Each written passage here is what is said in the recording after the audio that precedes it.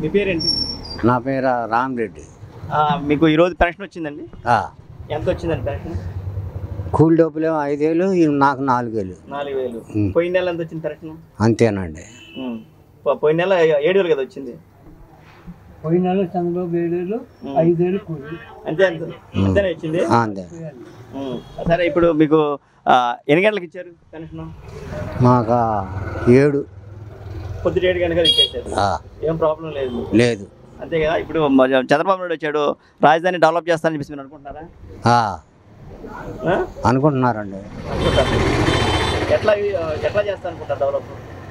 ఎట్లా చేసేది ఏముంది, మామూలుగా ఈ పాడుపడ్డవన్నీ లెవెల్ చేసి శుభ్రం చేసి రాజధాని తీసుకొచ్చి చేస్తాను. అంతే కదండి. చెబుతారు తిడతారా, చెబుతాగా. అది అదే. ఇప్పుడు చంద్రబాబు యొక్క పరిపాలన ఎలా ఉంది? బాగానే ఉంది. ఇప్పటికి బాగానే ఉందా? అంటే జగన్మోహన్ రెడ్డి దాడులు జరుగుతుంది, రాక్షస రాజ్యం చేయమంటున్నాడు. పక్కన అంటారులే, ఒకళ్ళ మీద ఒకళ్ళు చెప్పుకుంటా ఉంటారు. ఏముంది? పేరేంటన్నయ్య? వెంకటరామరెడ్డి. రెడ్డి గారు, ఇప్పుడు చంద్రబాబు నాయుడు పరిపాలన ఎలా ఉంది? మీ రెడ్డి గారి పరిపాలన ఎలా ఉంది?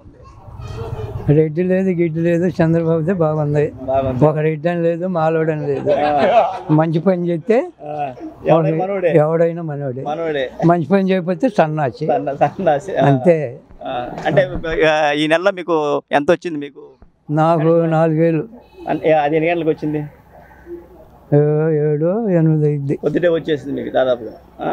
అదేవిధంగా పోయిన నెల ఎంత వచ్చిందండి మీకు? 7,000 వచ్చేసింది. అంటే ఇప్పుడు చంద్రబాబు నాయుడు పరిపాలన ఎలా ఉంటుంది అనుకుంటారు? బాగానే ఉంటుంది అనుకుంటారా? మాకు చంద్రబాబుదే మాకు బాగుంటుంది. ఇప్పుడు కాదు, ఎప్పుడు నుంచో. అది కారణం ఏంటంటారు? కారణం అంటే మంచి పని చేస్తాడు, అభివృద్ధి చేస్తాడని. మన రాజధాని అభివృద్ధి చేస్తాడు. మరి చేస్తాడు చేయాలంటే టైం పట్టింది. ఎందుకంటే చాలా అప్పులు ఉన్నాయి కదా. అదే అంటారా?